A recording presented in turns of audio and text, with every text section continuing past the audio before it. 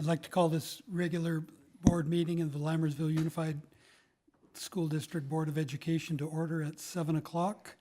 Just a reminder, please silence or turn off your cell phones. This meeting is being recorded.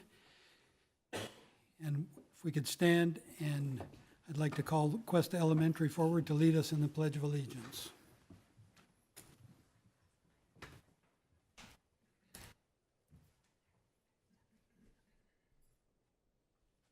Ready, salute.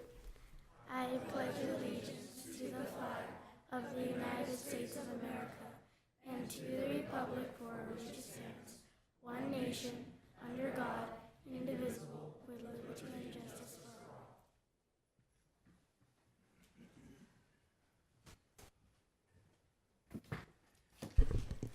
Good evening. We have our leadership team, 8th grade leadership team members here tonight. We have a new ASB representative or teacher who is unable to make it tonight due to a family emergency. So the students will be introducing themselves and walking us through the exciting happenings going on at Cuesta this year.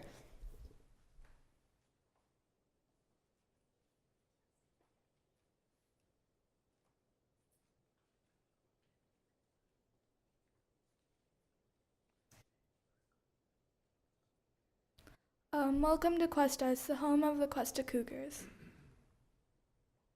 These are our ASB students for the year 2018 to 2019.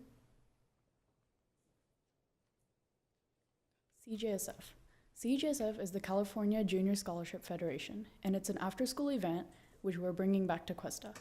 Our ASB teacher, Ms. Carbonaro, will be teaching this event as well. Every trimester, students will apply, and those who are qualified will work on community service projects. We have had over 50 students apply to CJSF, and we're hoping that by bringing CJSF back, we can help our students do community service.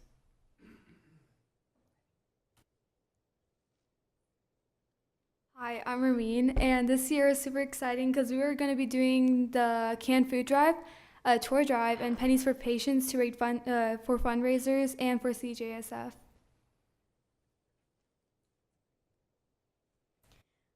We have exciting Student of the Month assemblies that are organized by ASB.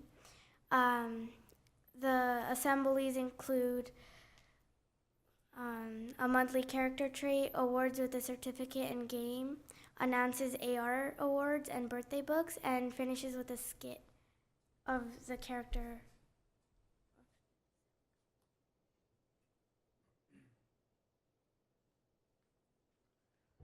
So during our SOM assemblies, or Student of the Month assemblies, we have multiple character traits that we follow per month.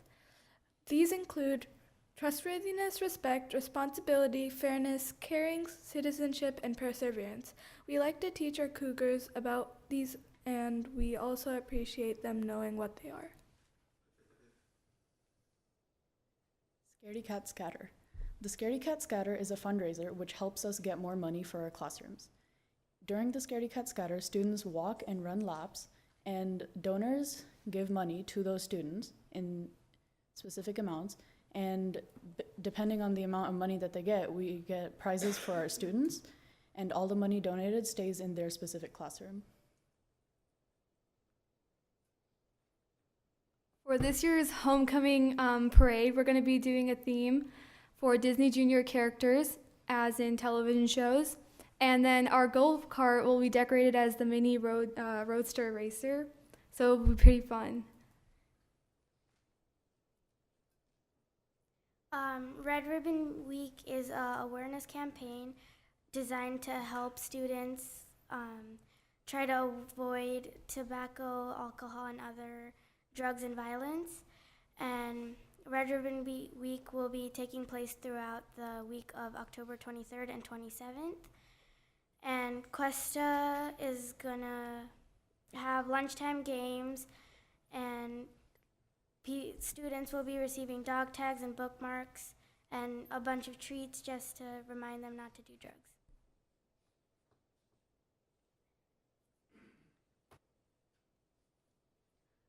These are our Cuesta leaders of tomorrow. These are the Cougars that we shape with happiness and pride.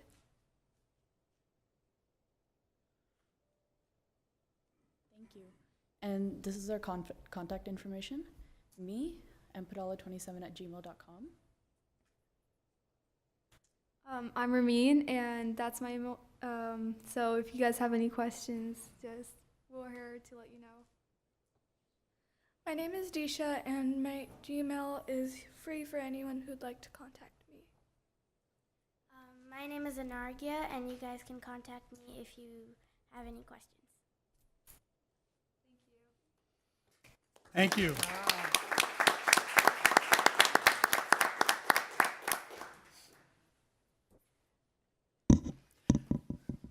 Thank you, Cuesta staff and students. Roll call, please. Matthew Balzerini. Here. Colin Clements. Here. Ann Goodrich. Here. Sharon Lampel. Here. David Pombo. Here. Ruxar Mohammed. I forgot to mention it before roll call, but if you students would like to stay and witness the meeting, you're welcome to do so. If you'd like to go home and work on homework or whatever, you may excuse yourselves at this time. Thanks again.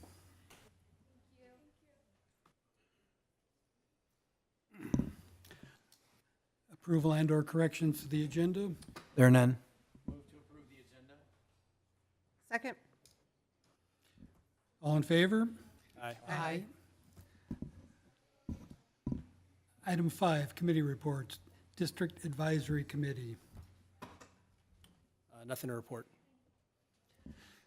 District English Language Advisory Committee. Nothing to report at this time. We have our first meeting on September 20th. Education and Extracurricular Committee. Nothing to report. Our next meeting will be September 25th at 6:30 p.m. Facilities Committee.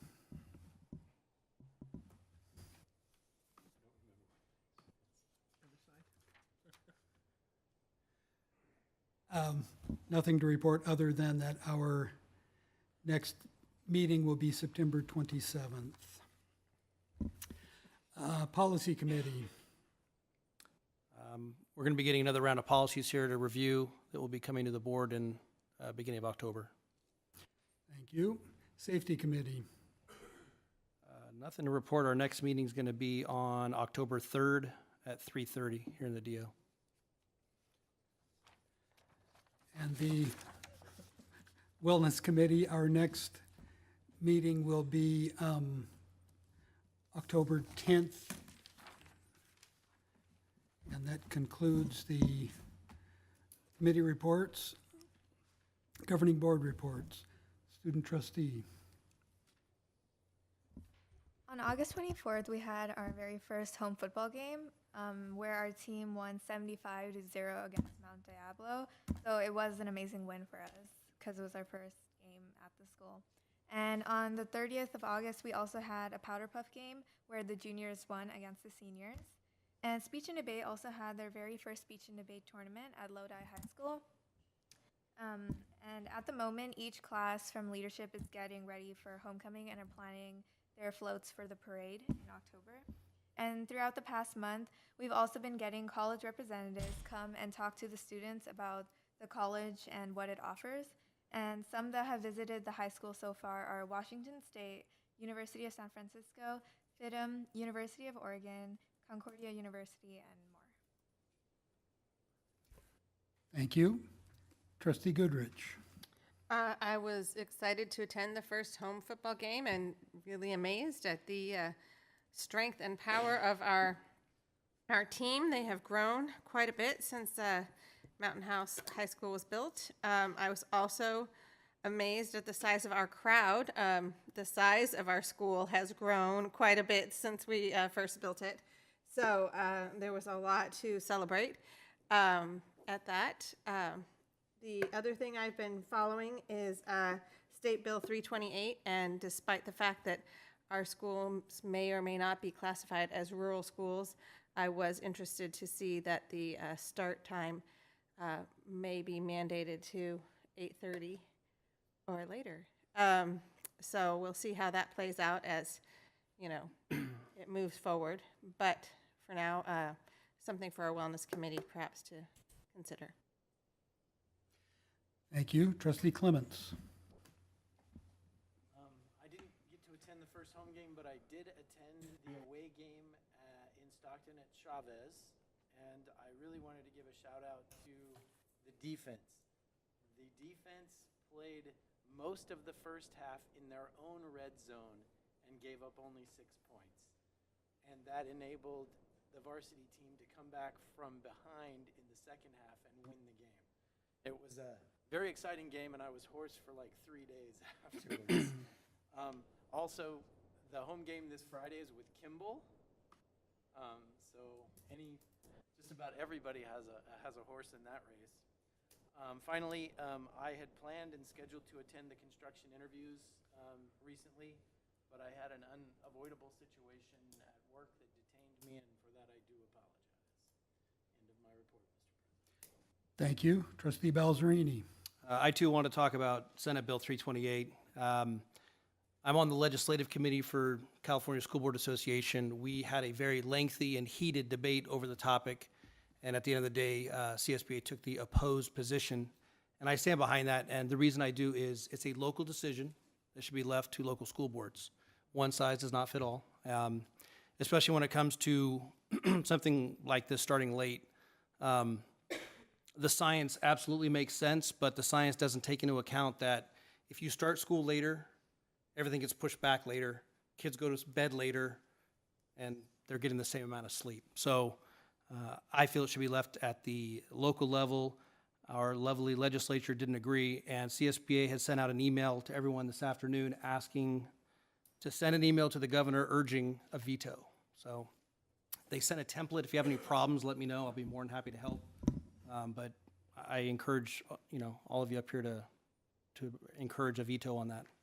Also, I failed to mention at the last meeting that I was contacted by the Nevada Association of School Boards, which is our equivalent to CSBA, and asked to go speak on school safety at their annual education conference in November in Las Vegas. So I'll be taking I think I'll be doing that one, but they're interested in what our district is doing. Our safety committee, the way we're set up, the way we're running tabletops, and testing our policies. So I'm going to go speak on our behalf. Congratulations and thank you. Trustee Lampel. I've also been following the Senate bill about starting school later, and there's so many studies out there, and you made the point that I was going to make. It's going to push all sports later, kids go to bed later, they're still getting the same amount of sleep. Districts around the country that have already done this, the results have been absolutely zero. So it had no effect on the students' learning, and this should be a local decision. We have to meet the needs of our community, and not from someone in a leather chair in Sacramento.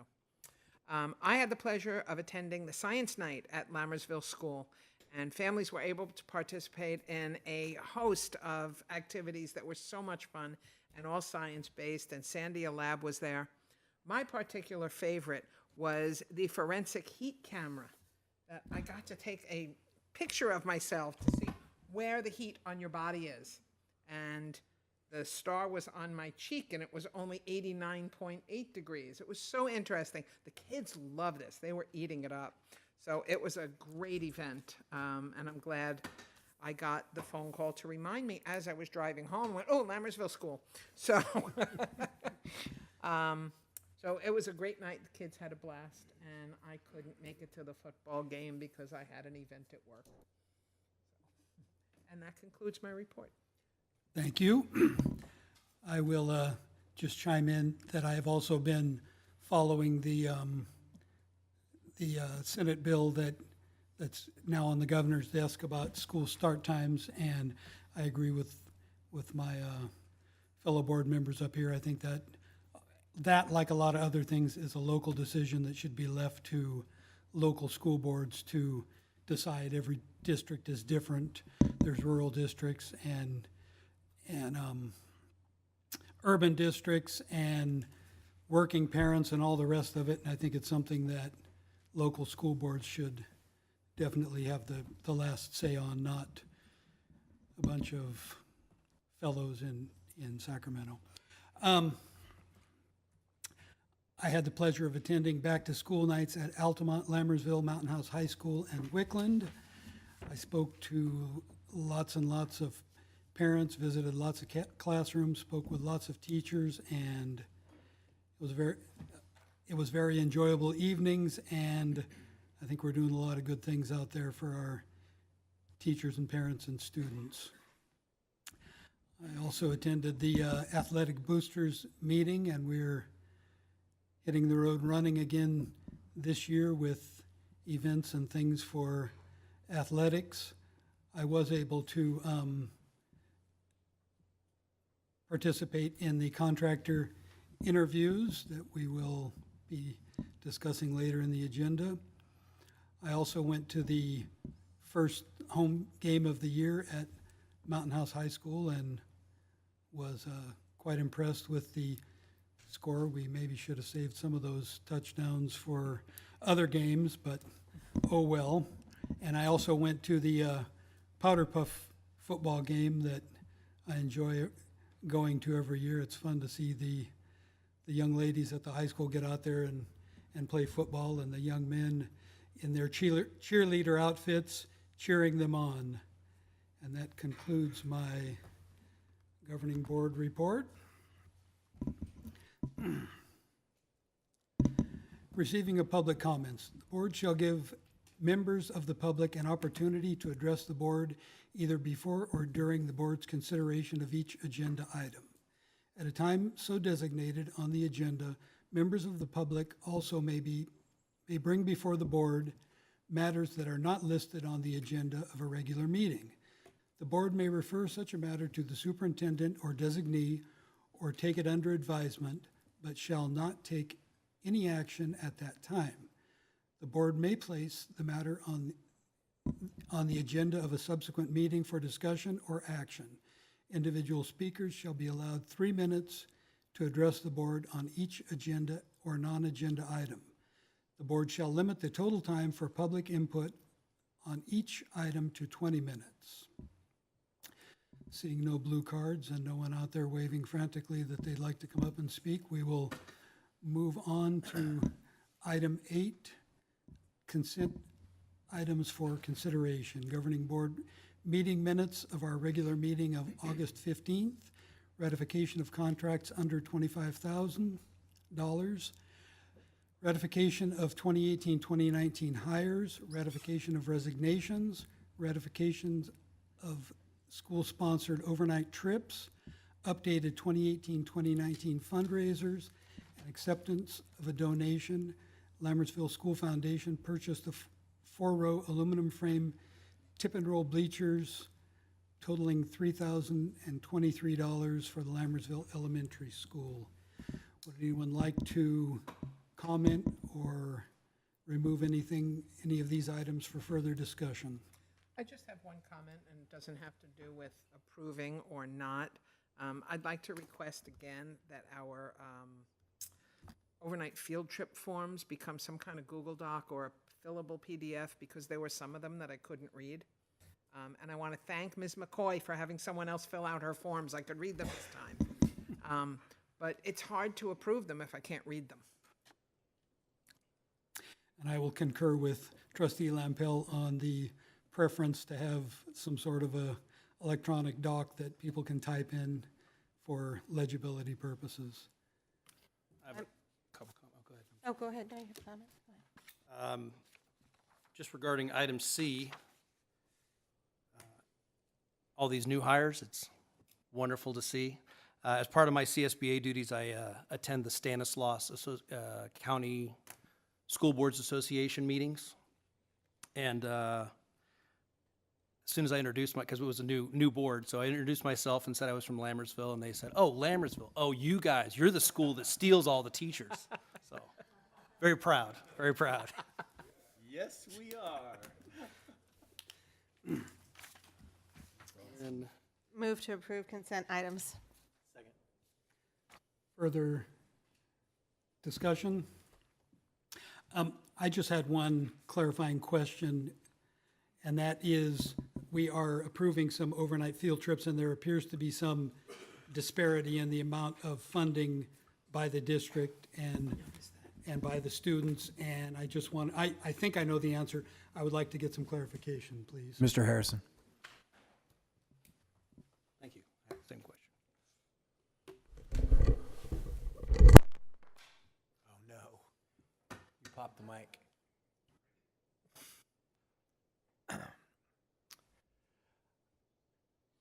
Talk in the mic. I understand that there's a physics rule that says if you wear a bright purple jacket, you have superhuman strength. It appears as though the cord was Test. shortened. Test. Okay, there we go. Sorry. Thank you, Heather. Perhaps when you hire such a tall person, you have to buy a taller podium. So the question is on the overnight field trips. So each school site is allotted during the budgeting process, they're allotted an account for co-curricular and extracurricular events. So for like co-curricular events, which co-curricular would be like speech and debate, things like that, they get a certain set amount of money, usually based on the number of students that participate. Now, what the school sites do is they'll break the activity into two groups. Those items that they must go to participate, to use the same example, speech and debate, you have to go to this to be a part of the league or a part of the activity.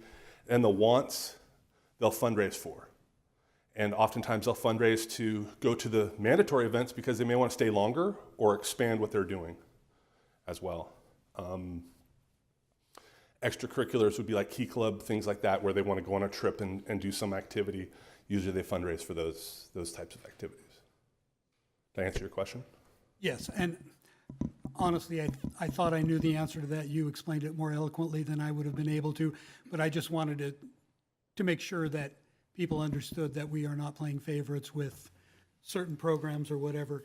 It's funded that way as a matter of course, and with equity being forefront always. Sure. Might I add also that if a co-curricular activity goes to state or to a national level event, the district covers those costs because they've attained that position of going national or going statewide, and we cover the expenses. That doesn't come out of the account of the school or the activity. It's covered by us at the district.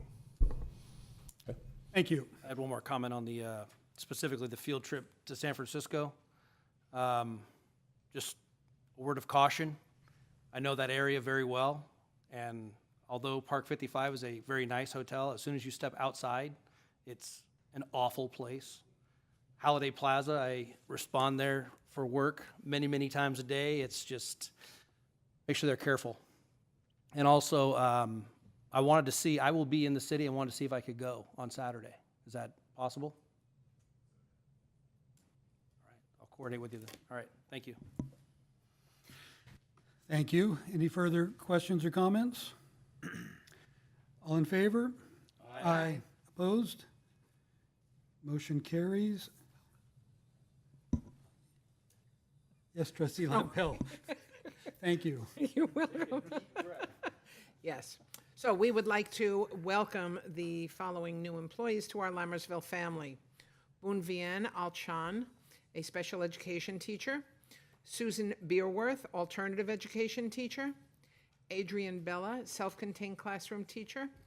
David Calvi, science teacher. Debbie Dahl, cafeteria computer technician.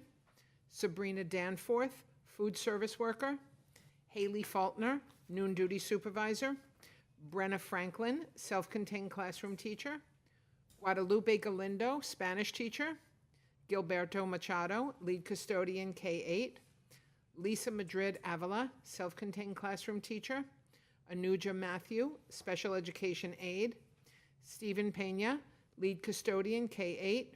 Tanya Perez Rivera, bilingual aide. Rosario Portillo, lead custodian K-8. Stephanie Powell, self-contained classroom teacher.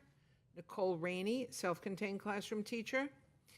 Hema Bindu Ravana, noon duty supervisor.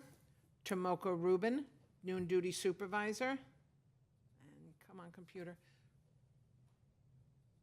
Rachel is there a T in there? Rachel Sal, program specialist.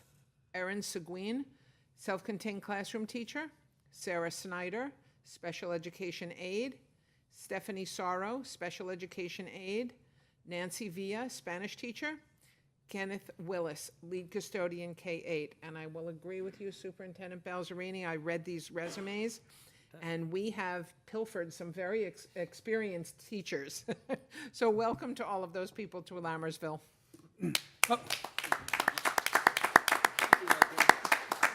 Couple of points of clarification. Trustee Balzerini is not the superintendent. Did I say superintendent? You did. It's been a long day. You're fired. And a lot of these I did. Employees are in new positions, not necessarily new hires, so. Thank you. Moving on to district administrative reports, superintendent's report. Dr. Nicholas? Yes, I have a couple of things I want to say, and then I have a short presentation to give. First of all, I need to compliment some of our staff members at the district office. We have had a small invasion of some of our critter friends in the field that surrounds the district office. Our exterminator contract is working very well. Unfortunately, some of the critters decided to die in places where we couldn't find them. I want to point out Alvina in particular, but the stench of critters has been in the office for about 5 days now. Everybody's been amazingly professional. We have air purifiers. What is that? What is that thing called? The diffuser, which I thought was called when we were kids, the humidifier. So we got lots of going on there. But I wanted to, Sorta. you know, people. It's a fun place to work, and we all like to have a good time. But people have kept a good spirit under, you know, kind of an odd little situation. So I wanted to acknowledge folks. The other quick thing I'd like to say is the football team won 75-0. And as a former varsity coach, when I was a high school teacher, the hardest thing to do in a big win is how you handle success. And when you're whipping somebody and the other team's given up and there's still a lot of game left, that's where you can get some tough things happen. Sometimes fights break out. Sometimes kids rub it in the face. But at least, and I didn't stay for the whole game because it was 42-0 at the end of the first quarter and 49-0 soon into the second quarter.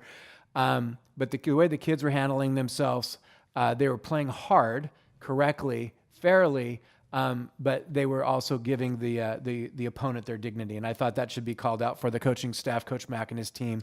The boys played well, but they played right too, and that's important to know. They're also currently ranked 5th in the section and are currently tied for first place in the new WAC league. So Friday night's game against Kimball, it's time to bring on a rival. It's the first time we're going to get a lock horns or lock mains.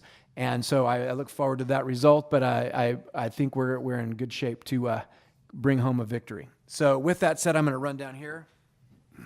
And while he's running, I will just concur that I thought both the Mustangs and the visiting teams handled themselves in a very dignified manner. There were no fights that I saw, and I stayed through the end of the game.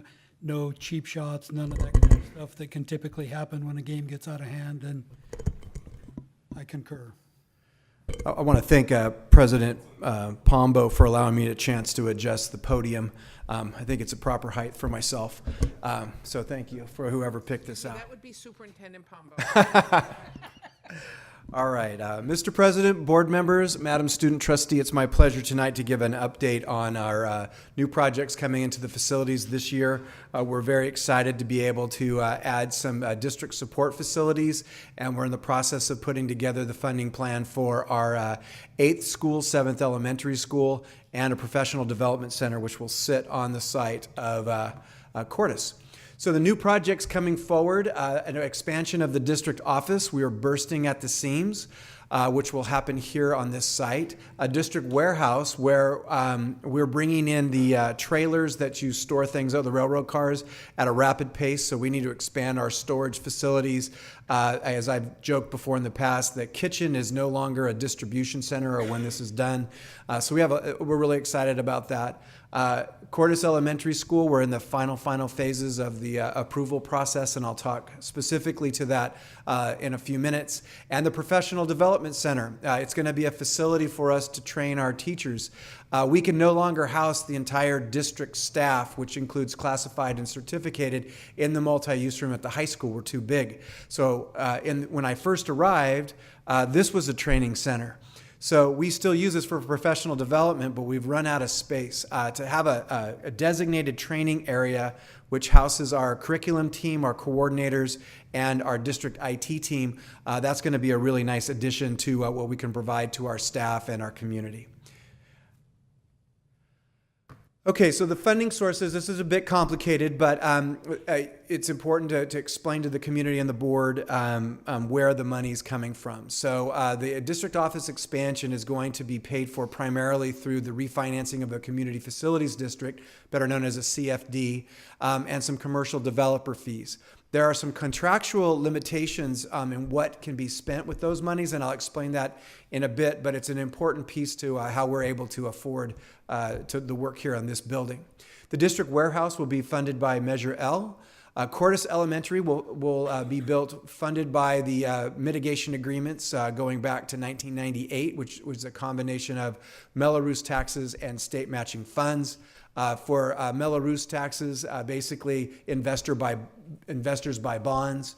And for Prop 51, there's a state construction bond, which currently exists based on Prop 51.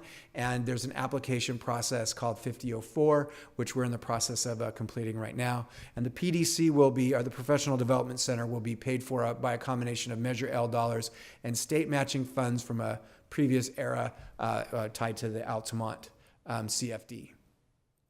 So the district office expansion to the right, where the crepe myrtle tree is what will be added on. We are limited in the space.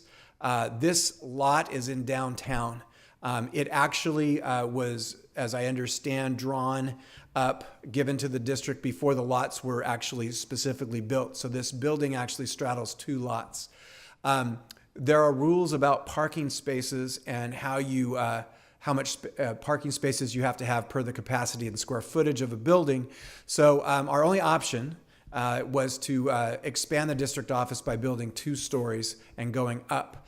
We've been able to work out our parking lot regulations, and so this is a rendering of what that will look like when complete.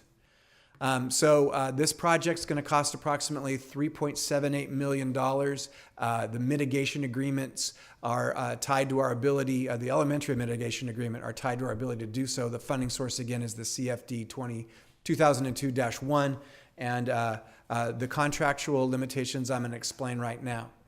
So I won't read the whole part to it, but what the refinanced monies can go to are as follows: shall include the design, engineering, construction, and or expansion and or startup costs of a K-8 school in neighborhoods E, F, and G, as well as portable facilities, school or supports facilities, school buses, maintenance and delivery vehicles, a district administration office, and a support services center, and then in later incarnations of this agreement, district support facilities.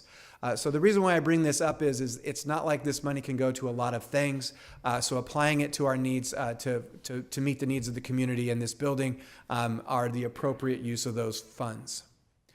For the money that came to us through the CFD 2001 or 2002-1 refinance, 3 projects were done.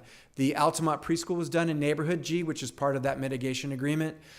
We can take some of the funds because these developers have to mitigate the high school needs as well. So a portion of those monies went to help support the building of finishing of Mountain House High School. And finally, as I've just explained, the district office expansion. All right, this is the best rendering we have of the warehouse. It is not the most exciting design, but what you see is a big space. It has offices and restrooms. We've been able to add a couple of things there, but bottom line is we'll be able to go up and spread out and be able to organize the way we bring in all of the materials that are needed in the district. And again, this is paid for through Measure L. We're able to do that because these type of support facilities count as part of the bond resolution list. Cordes Elementary rendering I've showed before. Cordes Elementary is a project that's projected to cost approximately $42 million. The mitigation agreement's tied to the 1998 agreement and Mello-Roos and state matching funds. So I want to give the board an update of where we're at. So in order to get the Mello-Roos funds, we have to sell bonds. We're waiting for a fee dispute or discussion between multiple developers in being handled through the CSD to come to an agreement. My understanding is they have unofficially have that agreement, but it's not official. Once we do so, we will go through a process with this board through 3 board meetings to annex 2 pieces of property in Neighborhood D, which will allow us to expand the amount of money we can bring in for the project on the Mello-Roos side. In terms of the state funding status, we are in the rapidly moving towards getting design approval through the Department of School Architecture, the California Department of Education. Last week, I called and spoke to the leads in both of those departments and made a formal request that they expedite our approval. So obviously they can't make any promises, but they understood where we're at and what we're asking for. And then the Department of Toxic Substance Control. Also, we are in the process for site approval. And then ultimately, those 3 approvals are the final pieces to complete our 5004 application. So I want to give you an example of kind of the complicated nature of how this works in a second. But for site approval, we need this PEA approved. It's called the Preliminary Environmental Assessment Report. So in order to get this finalized, because we've had this for a couple of weeks, and I just want everybody to understand that acronym game is played in multiple places in our society. The PEA, after tonight's board meeting hearing, will be submitted to the DTSC to attain an NFA letter of approval. The NFA will be brought back to the board in a resolution approving the site via the NFA. The approved resolution will be sent to the CDE to attain an approval letter, and this letter will be attached to the 5004 application for state funds. All this to say, the second we receive an NFA letter, we will request a special board meeting to approve the resolution based on the NFA and the PEA. The CDE will receive the resolution the day or the next. So it's important to understand that it is a complicated world that we live in. And just for those of you keeping score at home, PEA means Preliminary Environmental Assessment. DTSC is Department of Toxic Substance Control. NFA is No Further Action. And the CD is the California Department of Education. We hope to accomplish all that in 2.5 weeks. So we'll be continuing to work on that. So we don't officially arrive on a funding list until the 5004 application is fully submitted. That will happen at the last week of September, hopefully, or as early October, the first week. But the 2 gentlemen behind me, Mr. Tom Barth, Mr. Wesley King, our contract attorney, and our architect, everybody's working every angle to get all of this moved through as quickly as possible. All right, the Professional Development Center rendering. The Professional Development Center is going to cost approximately $3.9 million. It's going to be paid for by a combination of Measure L and state matching funds tied to Altamont as a district support facility. So that's kind of the fun part. These are the projects. I want to talk a little bit about the challenges faced by our district and all districts in the state of California. It goes back to 2014 and Governor Brown's political position on state construction bonds. So back in 2014, there was an attempt by the legislature to pass a bond.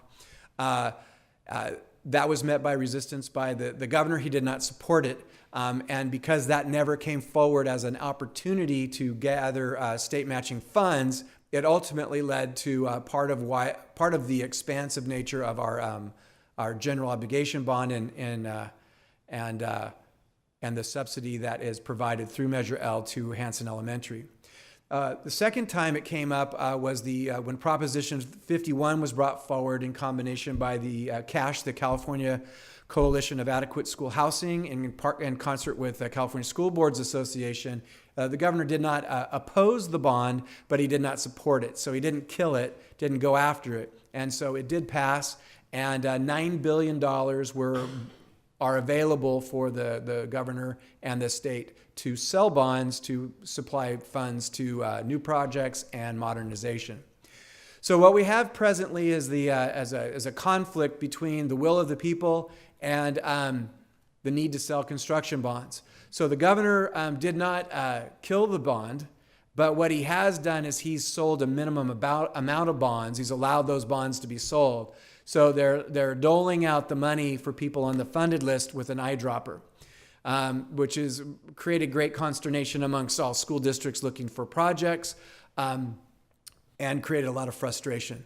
So the other thing that happened with some Sacramento shenanigans, at one point the OPSC came forward and made a request through the state allocation board that they no longer accept any schools or districts onto the state funded list once all the Prop 51 monies had been allocated. Fierce resistance from CASH, the California School Boards Associations, and other entities blocked it. And that's crucial, and I'll explain to you in a couple of slides why. But our general understanding, and I can't substantiate this with a document that says this is absolutely true, but my understanding is that the governor also did not support the expansion of the workers that would be needed to do all the work through the OPSC to get all these projects approved. So it was a means to slow things down again. Price escalations in this construction market is a very big stressor.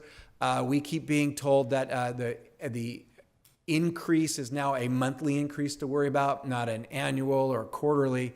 And so it is a builder's market. The subcontractors are making a killing. The yin-yang of that is when the collapse happened, they didn't have a lot of work. We are working with all the people that do our projects to find as many value engineering ideas and cost savings as we possibly can, but price escalations are real. And then finally, there are two candidates for governor. Both say that they support selling larger amounts of the bonds in Prop 51, and both candidates support the potential for a new construction bond in 2020. All right, so the other piece to this is the moving of the goalposts, and this part is where we are doing everything we can to hit a moving target. So Prop $51 and the state funded list. In order to get the money, two things have to happen. You have to get on the list, and the state has to sell bonds, and your turn comes up on the list to get the money. So the new construction from Prop 51, the funds for that were $3 billion. Our plan A has always been to get our 5004 application in the fall of 2018 and get funded when the money comes in and build the school as on our timelines. In 2017, we were told that those funds would be fully expressed by the end of 2018 in December. We were well on our way, in a good way, to meet the timelines. The court approval process was started in 2017, and we submitted our plans, the design plan, to DSA in April. And then they hit a backlog because the state agencies are having trouble keeping up with the amount of work coming in. So in early to mid 2018, the answer was it's not really going to be December of 2018 when the funds were fully expressed. It was going to be more like the end of October. So again, on our timelines, everything is going great. We're moving along. Everything's moving at the pace that we want it to do, and we know we're going to be fine. 3.5 weeks ago, an alarming email announcement came out through CASH, which is not really a government entity. It's a political action committee, essentially, that the funds may run out as soon as September of 2018 or be fully allocated. And so since that announcement, not proven, we have been in a race with the worst case scenario in mind, which is we got to get on the list as soon as possible. Now, we've heard since then two stories. Story number one is mid-September, the allocation's fully expressed. The other one is there's a large pile of money, hundreds of millions of dollars, that is available, and there's a discussion about administrative costs to the government for the allocation of those funds. We don't really know how this is all going to turn out. What we can say is we're going to get our 5004 application in at the end of the month or the first week of October. That's the best we could do in the circumstances. We also have a plan B, which is we will get on the funding list. What we've been told is not only is there the expression of the allocation, but there is also a shaking of the tree, that not every project gets funded, not every funded project spends the full amount, and money falls down. So we've been assured that on our timelines that we'll get up on the list and either through Plan A or Plan B be identified for funding. But the moving goalpost has added a level of stress to the process that we thought for all up until 3 weeks ago we were perfectly online to what we wanted. But it is also important to note that DCSC's failed attempt to stop people from getting on the funded list once the money's allocated, that failure will help any district that a month, two from now that may come in just a little bit late. They'll be able to get on the funded list or the list for funding, which has always been the process. So it's been a bit of a complicated 3.5 weeks, but we are moving this as fast as humanly possible. So where do we stand today? 5,293 enrolled students as of today. It's a lot of kids.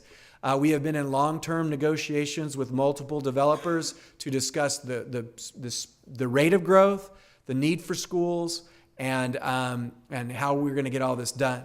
We'll know our true status somewhere in mid-October about where we land on the funded list. Cordis will have to be financed while the state works out its issues and the bonds get sold. And there are multiple finance options available to us, things we have done in the past. And the last point I'll make is all parties, our district, the developers, the finance team, the consultants, the attorneys, everyone's aware of our need to break ground on Cordis in early 2019 because of the sustained and continuing growth of our student population. And with that, I conclude my presentation. Any questions?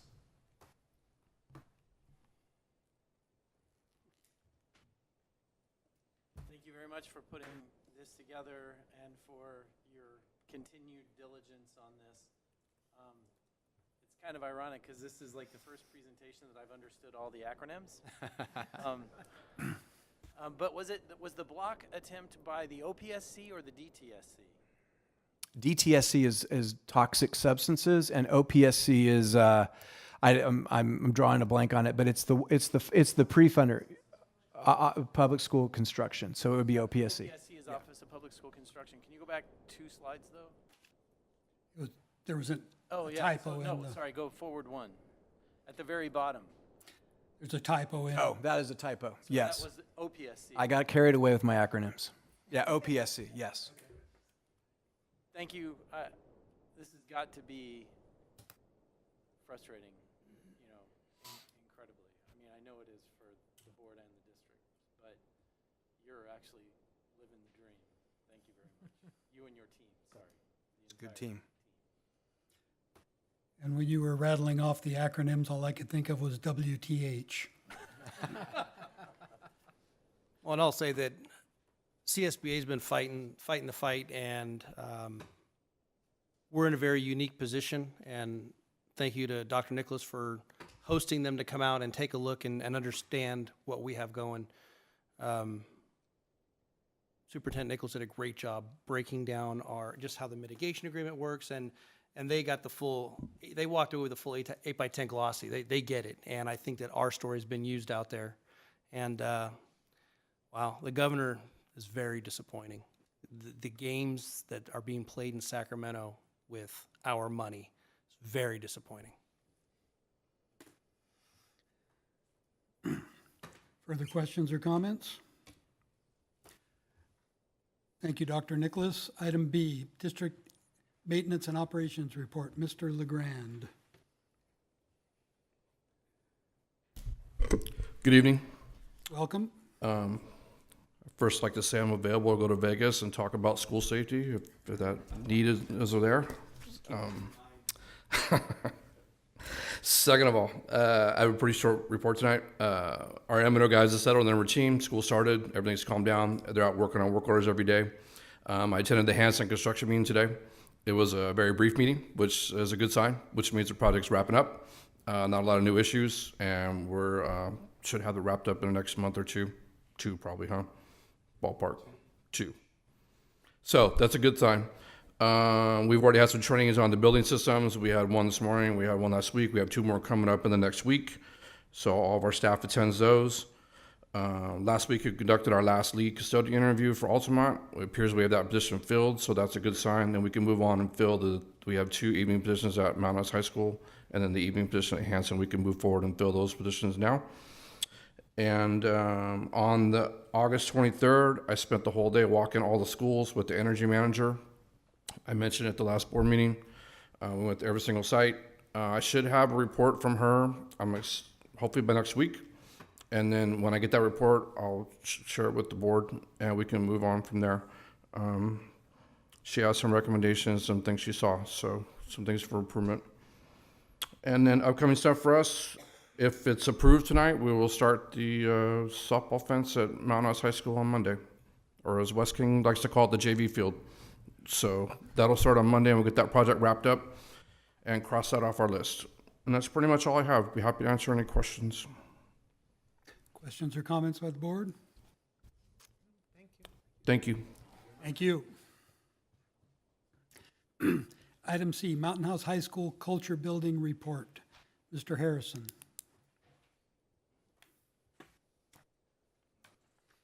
Don't break the podium again. I'm not going to touch it. Just this part. Gentle. Board President Pombo, trustees, student trustee, Dr. Nicholas, thank you for having me. Mr. Faubert and I have been discussing on an ongoing basis the move-in process to the high school. Now that all the buildings are complete and all the teachers have their classrooms squared away, the CT facility is complete, the theater is complete. Now it's time to start moving in a little bit. So the presentation tonight, we're going to talk a little bit about culture building and how that involves the facilities. So some of the things that we've discussed, Mr. Faubert and myself, and he's had these discussions with some of his team, is bringing kiosks to the school campus to communicate to students what's going on, the great things, the sports, the activities, the different things that are going on at school. Not just having morning announcements or things of that nature, actually having a kiosk where kids can find announcements. Now, we've discussed the old school that people remember from college, where it's like an octagon and it sits in the middle of campus and there's paper on it. More recently, we're talking about new school, which is digital boards that flashes up what's going on and maybe has a little excerpt, a little example of what kids will see when they get to that event. Advertising sports, co-curricular, extracurricular, etc. Mr. Faubert and I have a meeting with a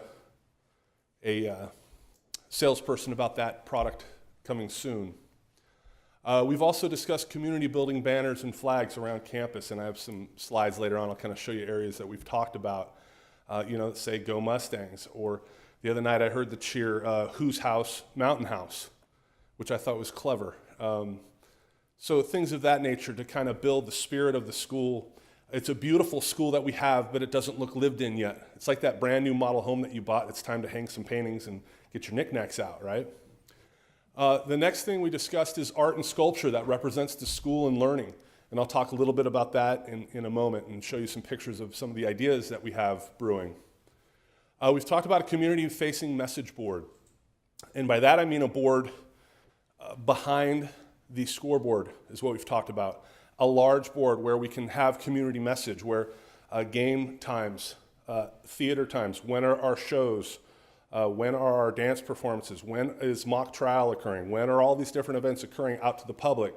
I know we communicate well digitally on our website. It's just another way to communicate to the public what's going on and what's happening at the school. And that's really a link between the community and the school. And a message board I think would be very effective. We're talking about that. Mr. Faubert brought up tonight that the team we're playing Friday night just put up a big, giant new scoreboard that he showed me a picture of. He's getting a little competitive. They've also brought forward the Mustang Way, which is their positive behavior intervention and support plan, which is a way to mitigate discipline before it occurs. So you have a culture building activity that deals with discipline before it occurs, deals with activities before you get to the point where you have to throw your fists. The other thing that it also does is, how do you make amends? How do you make remedy after you've had some sort of disciplinary action. So they have a plan that they're calling the Mustang Way, which I thought was clever, to address those issues at school. The other thing that they did this year is they decreased the cost of the ASB card to get more students involved, more students at events, a cheaper rate. Obviously, more kids are going to buy the card. So the first thing I'm going to talk about is the Learning Commons, but I wanted to kind of define what a Learning Commons is for the public before we move on. A Learning Commons is a bridge between the educational philosophy, practice, and the real world. A Learning Commons supplements and supports the school curriculum. It's also a place to connect the community, the students, and the school. It's a place where we can access the world. It's a place where we can experiment, make, think, collaborate, and grow. With our facility, the way it's designed, you can have multiple groups working on a variety of items at one time without disturbing each other.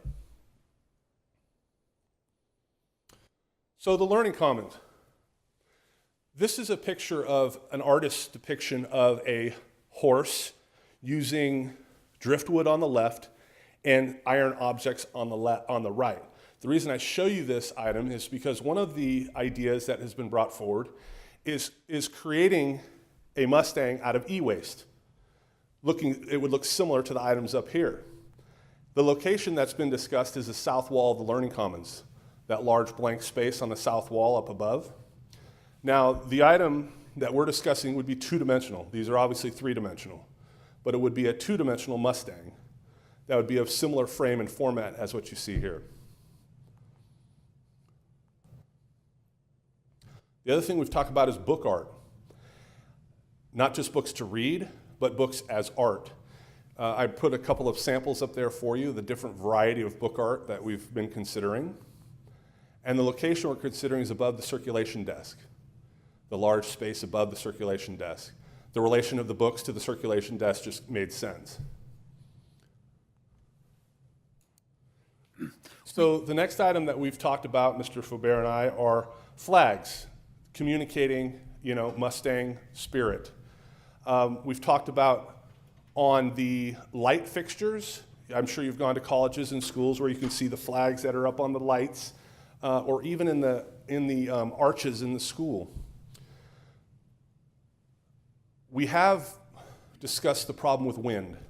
So before we do anything, we're going to experiment with just a few products, put them up, and make sure that the wind is not a factor. If we're going to spend some money, we want to make sure that whatever we do is going to last for a while. So one of the things I've talked to the principals about is we maintain these facilities. We hold these facilities in our care for a short amount of time, relatively speaking, to the school.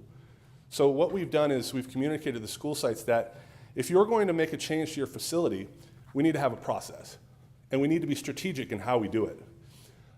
That communication has been very clear, and this is the process that we've come up with. The school makes a request in writing. In that request, they'll not only give a description, but a picture and a sample of what their desired outcome is. Kind of what I just went through with you would be a similar process. They'll identify the funding source, who completes the work and when. Then the request is brought to pre-cabinet. Pre-cabinet will go through the documents, discuss the logistics, discuss the item. Then it goes to cabinet for cabinet discussion, and cabinet approves or disapproves the item. So that we have a real defined process so that we don't change our facilities or make permanent changes to our facilities that will last a long time that may not be desired. Any questions? I just had a question about the book art. There's already some book art in the Learning Commons. Yes, sir, there is. Yes. I saw that in one of the pictures. What's pre-cabinet, like the leadership group? Pre-cabinet is his staff. It's myself, the directors, Alvina, Ted, John, Heather, and Julie. It's pre-cabinet. Yes. So we discuss items in there and problem solve. Some of the items don't need to get to cabinet because they're problem solved, or the items are talked through and we bring recommendations to the superintendent's cabinet. So is cabinet bigger or smaller? It's a little different in every district, that's why. Yeah, cabinet is with the superintendent, that same group. It's the same group. What was happening is cabinet was turning into a planning meeting instead of a leadership meeting. So pre-cabinet was the very creative term we came up with to have people work things out so that we were getting cleaner and more specific, but people were still informed. I was just curious. Yeah. I had a question about, another process question. As far as minor repairs and things like that on the school sites now, are those documented? Yes. The work order system that we have, ticket system, it records everything that we do, all our repairs, and actually we can generate data based on our repair work. Yes. I noticed you didn't, in this presentation, talk about including student artwork.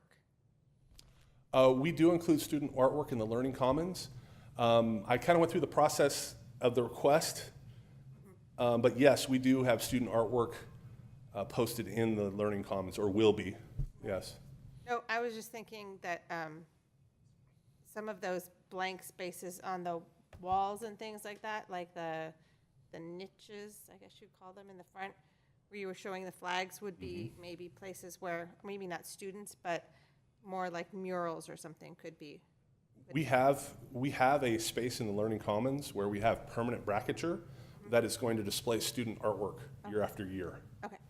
That's something that Ms. McCoy brought forward.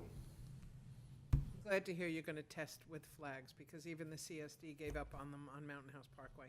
They just got destroyed over and over and over again. Yeah. That was, yeah. I think that's my thought with the murals, is that they won't blow away. Yeah. Okay.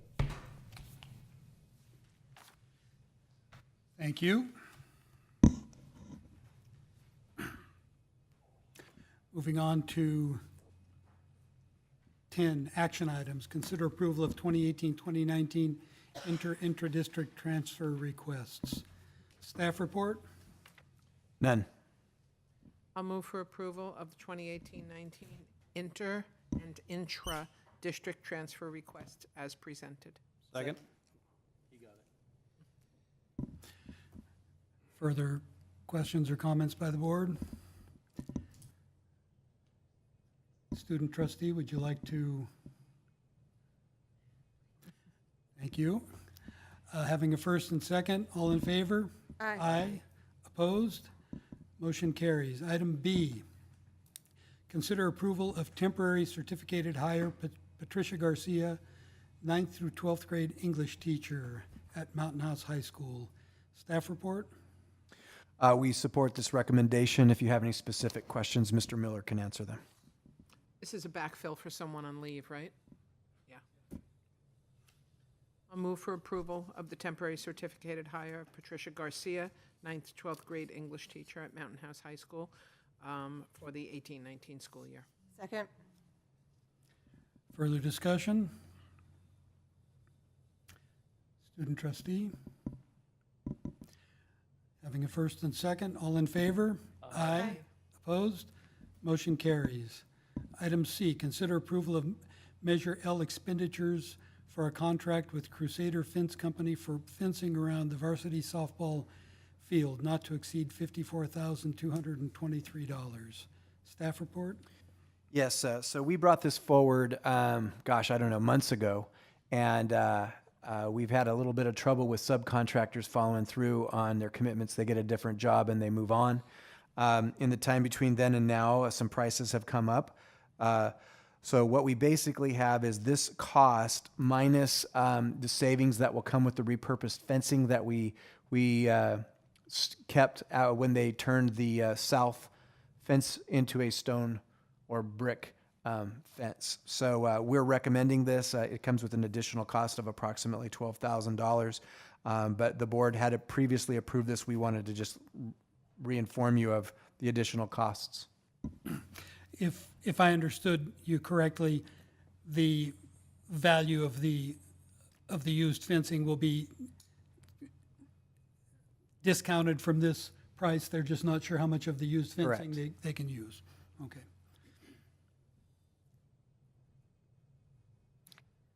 Move to approve Measure L expenditure for a contract with Crusader Fence Company for fencing around the varsity softball field, not to exceed $54,223. I'll second. Further discussion? Student trustee? Having a first and second, all in favor? Aye. Aye. Opposed? Motion carries. Item D, consider approval of recommendation to hire a certificated employee on the basis of a provisional internship permit. Donna Crawford, multiple subject credential, sixth grade, Peter Hansen School. Staff report? We recommend the board approve this PIP. Move to approve hire for certificated employee on the basis of the PIP. Further discussion? Student trustee? Having a first and second, all in favor? Aye. Opposed? Motion carries. Item E, consider approval of adjourning the regular meeting to open a public hearing. Staff report? So moved.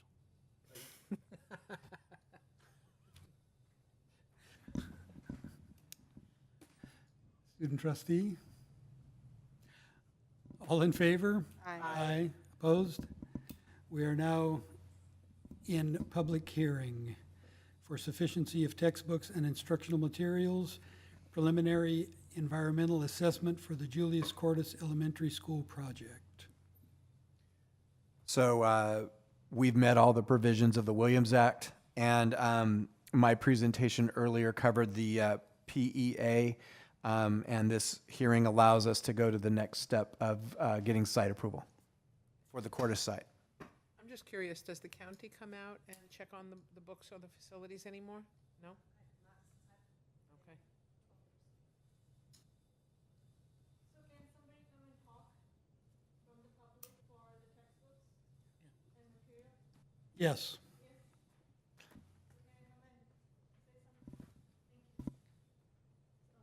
Thank you so much for putting this on the agenda. My child is in sixth grade, so for the science, the book is online. Like they actually look it on the computer. So if there are 12 questions, sixth grader doesn't know how to type. It takes them 2 hours to finish that.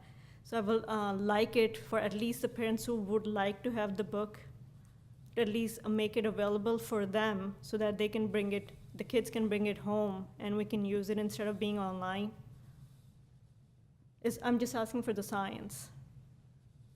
Yeah, because right now it takes us longer. He has to go back and forth, back and forth.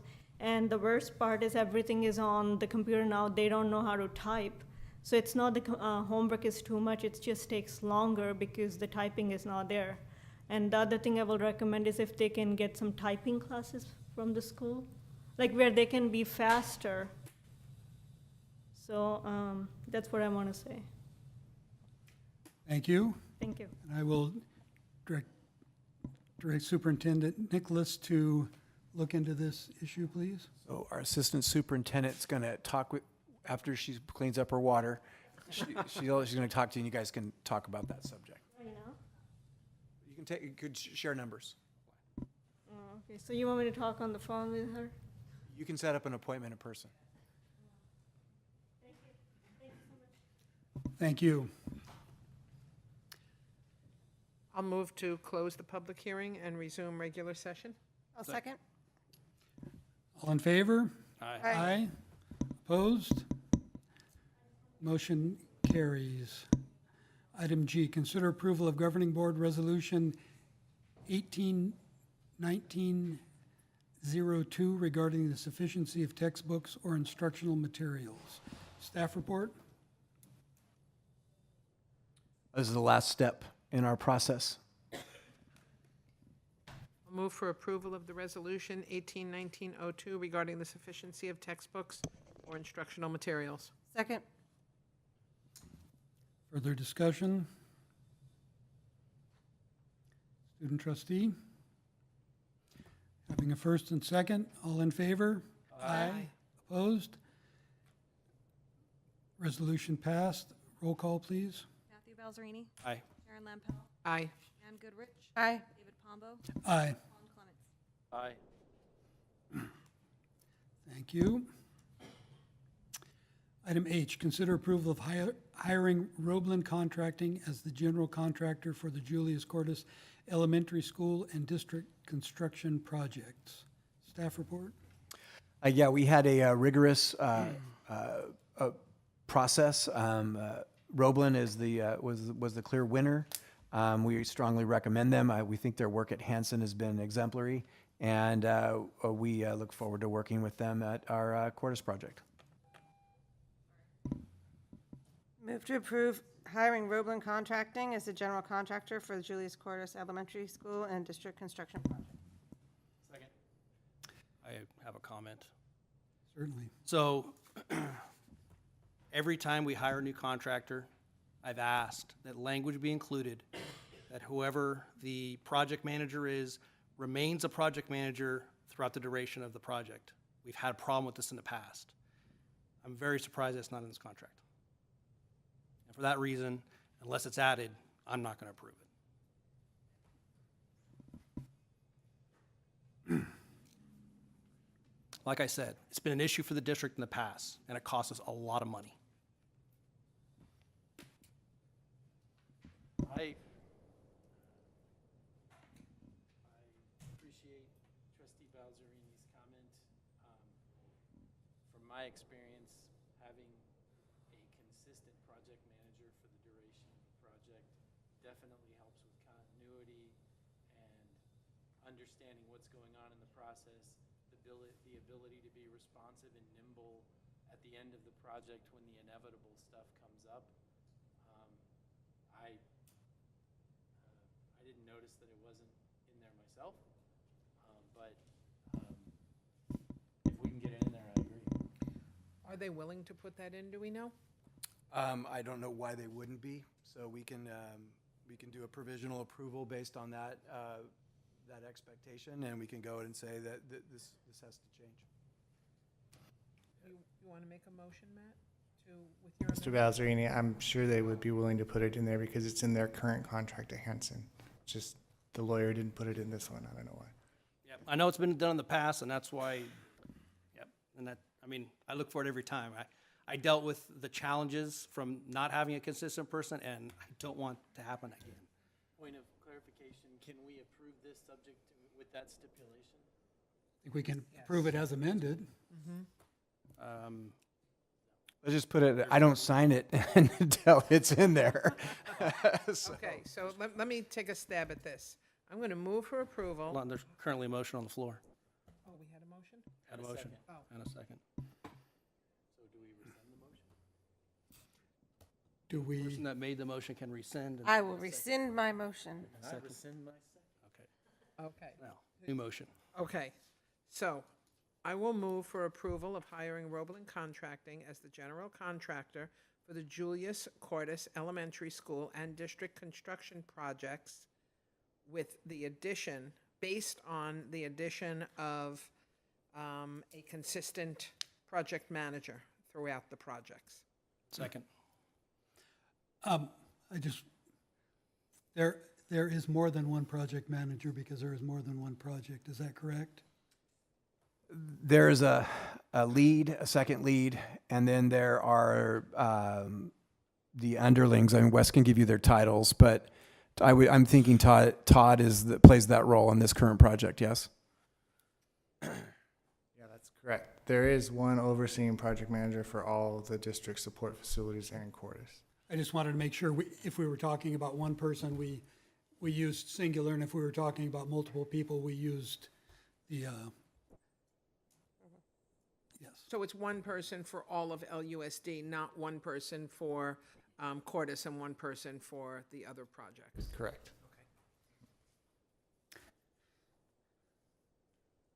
So we need a second as amended, correct? Matt, second. Oh, did you? Okay, thank you. Any further discussion? Student trustee, would you like to? All right. Having a first and second, all in favor? Aye. Opposed? Motion carries. Item I, consider approval of facilities lease agreement and site lease for district office expansion, general construction contract with Roebland Contracting Incorporated in the amount of $3,781,447. Staff report? As per my presentation earlier this evening, this would approval would allow us to start that project. I know a lot of work has gone into this, much appreciated. So with that, I'll move to approve the facilities lease agreement and site lease for district office expansion, general construction contract with Roebland Contracting, Inc. for $3,781,447. Second. I have one quick question. So the Yes. same project manager would oversee this as well?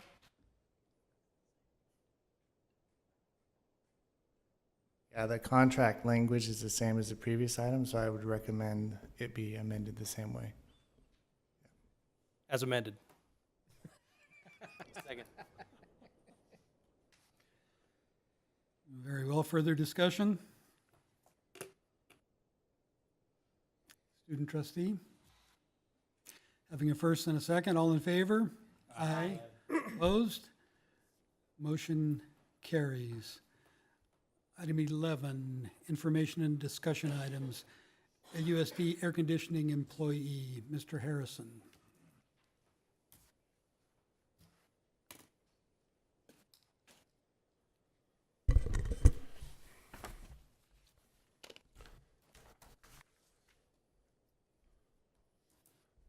Board President Pombo, trustees, student trustee, Dr. Nicholas, good evening. Tonight I wanted to just communicate with the board a position that we are currently considering for our school district. An HVAC tech we feel is greatly needed. Myself, Mr. Miller, Miss Alvina, sorry. Mr. LeGrand and myself, we've met a number of times to discuss the expense of fixing our HVAC, our systems that we have in our school district. Last school year, we reached over $160,000 in expenses. This year to date, we're already over that amount. We feel like going out and hiring somebody to fill this position, a position which we intend to write and bring to the board as per our process. We feel that hiring somebody would save the district money and hassle and time, because it always takes time to get these people out here. Everybody understands how contractors are right now. So I'm here to inform you that we're going through that process currently. My only question was why it said air conditioning and not HVAC, but you just called it HVAC, so. Yes, and anything related, HVAC, heating, maybe refrigeration. My question would be, do we have enough work to keep this person busy full-time? Yes, I would say that we definitely do. Between regular maintenance, switching out our filtering systems, the required maintenance by manufacturer, assisting the high school with scheduling of when the air turns on and off, and things of that nature. I think we have training. I think we have plenty of work. Okay. Yes. And if the job, I'm sorry, go ahead. My recommendation would be that and maybe you already are, and it's just not obvious to me, but also focus on skill sets in the area of preventative maintenance as well as repair. Yes, sir. Mm-hmm. And if the job description is written a little bit more broadly to incorporate some general other maintenance type stuff, but having dealt with HVAC folks, they'll be busy. What's the market like? Is there someone, is it easy to hire someone? We are hoping that there's somebody that drives over the hill twice to the Bay Area that doesn't want to drive anymore, because traffic's just going to keep getting worse with all the houses that are being built. We're hoping that somebody wants to stay in town and come work for us like all the teachers want to. I had two questions. Trustee Lampel covered one with the idea of language, something like assigned duties, further duties assigned or whatever. Other related Yes. duties as assigned. Right. My second question was, you said that we had spent $160,000 last year and we were above that this year. I'm assuming that the labor costs and the materials costs were separated out so that we know how much we were spending on labor, because that's, We are in the process of doing that right now. We have to go through each individual order to do that. So we're going to figure out the exact numbers before we do anything. very well. Is there a possibility that this position could somehow fulfill or roll into some of our CTE requirements later on? That's a great idea. I don't know yet. Wow. My answer is I don't know, but that's fantastic. Yeah, Trying to think outside the box. you bet. You bet. There are OSHA requirements that we have to be cognizant of for under 18, but yes, yes. Just an idea. And teaching I- duties in the job description. There you go. They're teaching duties as assigned. There you go. Yeah.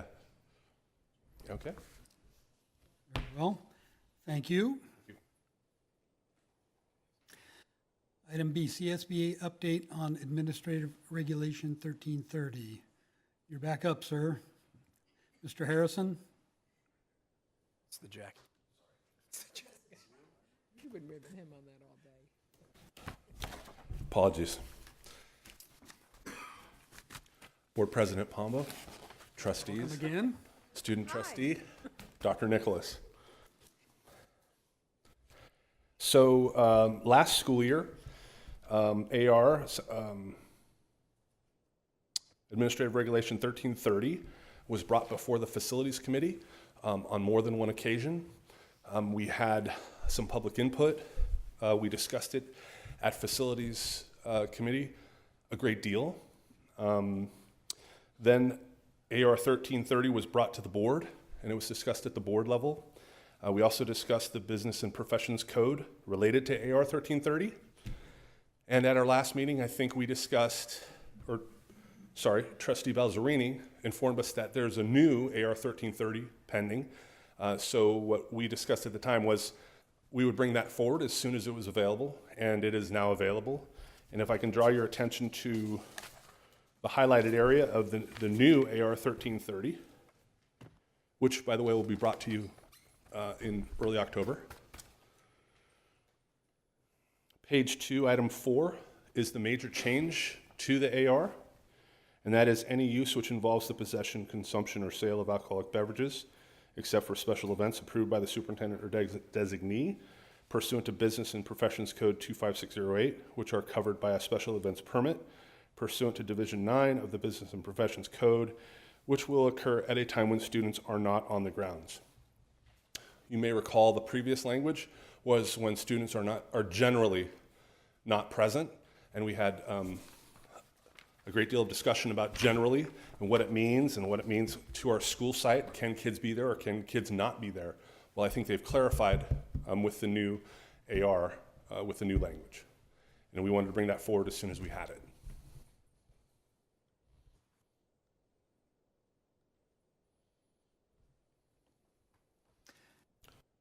Thank you. Are there any questions or comments by the board at this time?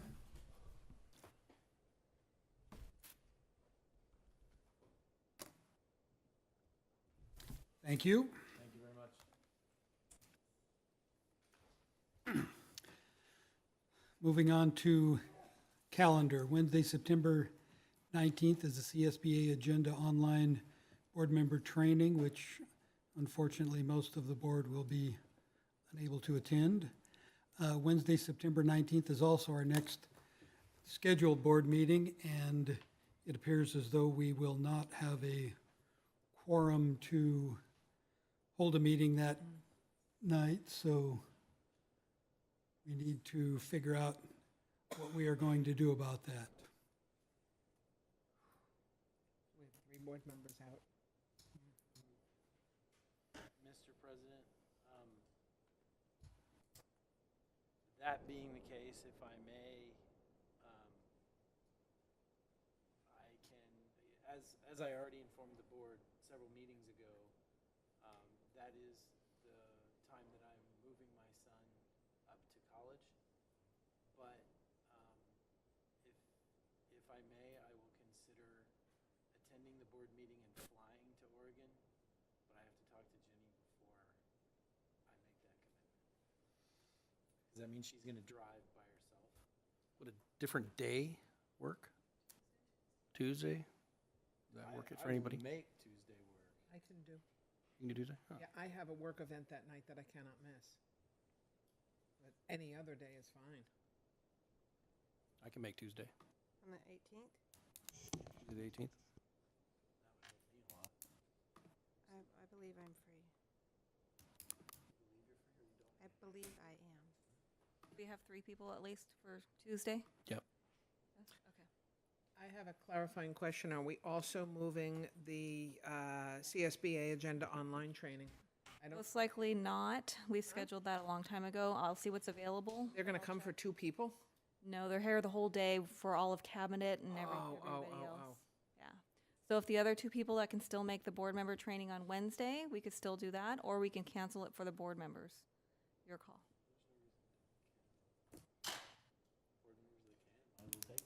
And I can make I'll do it. earlier, I or- mean, I can, Would they come back a different time for the well, I can, board let members? me just real quick, I saw a demo of it at the conference. I think we can figure it out. Okay, I haven't touched it, so. They mentioned Maybe we could do a that train the I trainer. can train you guys, so Yeah. if you're willing to that, if we hold the 2 board members coming on Wednesday, or if you just want to scratch the board members, they could train me and I can train you guys. I think most of the training is uploading. For us, it's pretty much viewing. Okay. And voting, it's going to be And what? voting. Voting. And the whole reason we're going to it is because it's easy to use, so. Okay. If it's that complicated to learn, That's a vote against. I think I'm fine if you want to train us, and then the people can go home early. That's fine. One less night for me to, That sounds reasonable. Yeah. okay. So the board members. So board we're meeting going to will be moved move the Tuesday? board. So, yeah. So just to clarify, we're gonna announce a moved board meeting to Wednesday or Tuesday, the 18th, and we'll put that out there right now if that's the will of the board. Okay. I think we can do that. 7 o'clock. We can do a consensus on that, right? We don't need to vote, or, I mean, we need 72 hours notice. I think we have a consensus of the board to move it to Wednesday, or Tuesday, the 18th. All right, thank you all. And the last calendar item is Wednesday, October 3rd is the Safety Committee meeting. It's the new date, and it will be held at 7 o'clock. oh, it's at 3:30. Oh, I was wondering if it was a new time and a new date. Okay. Very well. In just a moment, we will be adjourning to closed session where we will discuss public employee discipline dismissal, release, complaint, consider approval of classified long-term leave of absence request, employee number 130133 from September 6th, 2018 to May 24th, 2019. We will also conference with real property negotiators. Move to adjourn a closed session. Before we adjourn, could I ask a calendar question? I saw in the Bethany newsletter, the DARE graduation, and I thought we were supposed to get a list of all the DARE graduations, and I haven't seen any others.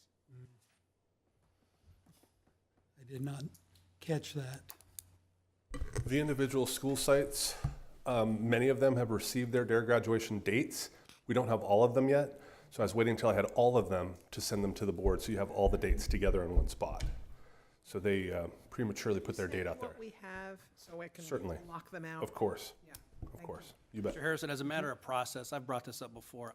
I would appreciate to have this go through the district office. There's been issues in the past with guests that have been invited to sit up front that I don't necessarily agree with. And I think that the district office there should be a vetting process, and the dates should be done by the district office and brought to the board at once. It's kind of a weird operation where it runs through each site, and I just think we should have a process. Okay. I hope the rest of the board feels that way. We've Everyone, all talked about it before, right? everyone good with that? Sounds good. Now you can Move to adjourn? remove. Move to, yeah. All in favor? Aye. Aye. We are now adjourned to closed session. Thank you, everyone, for coming out this evening.